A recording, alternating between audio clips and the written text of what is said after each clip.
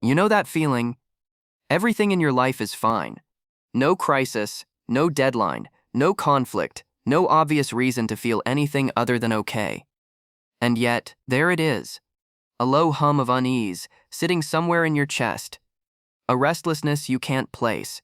A vague sense that something is wrong, even though when you look around, everything looks fine. And the worst part? The fact that nothing is wrong makes it worse. Because at least when something is wrong, you can point to it. You can say, "That's why I feel like this." But when nothing is wrong, and you still feel like this, your brain starts looking for a reason. And a brain looking for a reason will always find one. Here's what most people assume when this happens. They think they're just anxious people, that this is just who they are, that some people are wired to worry, and they're one of them. They accept the anxiety as a personality trait and stop looking for the actual explanation. But that's not what's happening. And the real explanation is going to make you see this feeling completely differently. Here's the truth. Your nervous system doesn't actually distinguish between real threats and the absence of them. It runs a continuous background scan, not for what is wrong right now, but for what could go wrong next. And when there's nothing urgent requiring its attention, no fire to put out, no problem to solve, it doesn't relax. It gets suspicious. Psychologists call this threat anticipation bias. Your brain evolved in an environment where calm moments were often the moments right before danger. A quiet jungle wasn't peaceful, it was a warning. The absence of noise meant something was watching, so your nervous system learned to treat stillness not as safety, but as a signal to prepare. Calm became suspicious, and that ancient wiring hasn't updated just because you now live in a world where nothing is actually hunting you. But here's where it gets really interesting. There's a second mechanism running alongside this one, and it's something psychologists call the vacuum effect. When your life clears of genuine stressors, when the deadlines pass, the conflict resolves, the pressure lifts, your nervous system doesn't know what to do with the space. It's been running at a certain level of activation. That activation became familiar, and familiar feels safe, even when the familiar thing is stress. So when the stress disappears, your nervous system doesn't feel relief. It feels wrong. Like a background hum that suddenly goes silent. You don't think about it when it's there, but the second it stops, the silence is jarring, and your brain interprets that silence, that absence of the familiar stress, as a new kind of threat. Something must be wrong, because something isn't wrong.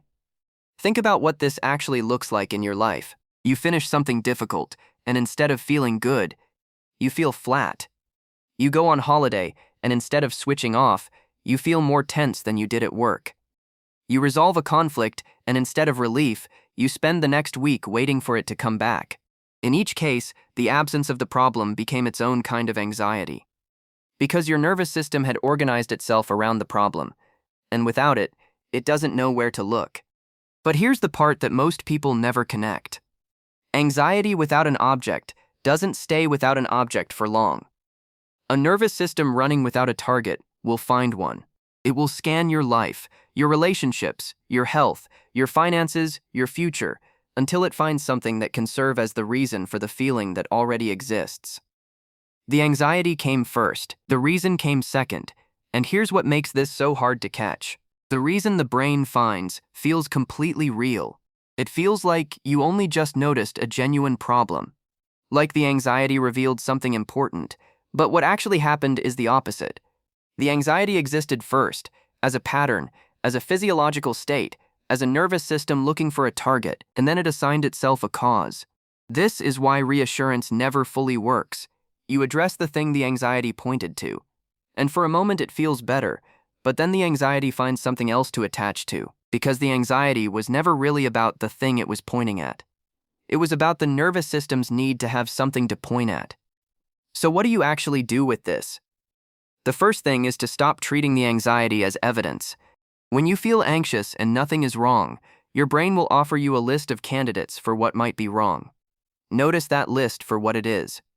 Not a revelation, a search result, a nervous system finding something to justify a state that already excited. The second thing is to understand that calm needs to be learned, not performed, not forced, but genuinely practiced, because your nervous system has spent so long treating stillness as suspicious that it needs new evidence. Evidence that quiet is safe. Evidence that nothing being wrong doesn't mean something is about to be. The third thing is to recognize the pattern before the assignment happens. When you notice the low hum, the restlessness, the vague unease, catch it before your brain attaches it to something specific. Name it for what it is. Not a sign that something is wrong. A nervous system that hasn't yet learned to trust that something isn't. The anxiety you feel when nothing is wrong is not a flaw. It is a very old, very efficient system doing exactly what it was built to do, in a world it was never designed for. Learning to work with it rather than fight it or feed it is one of the most important things you will ever do for yourself.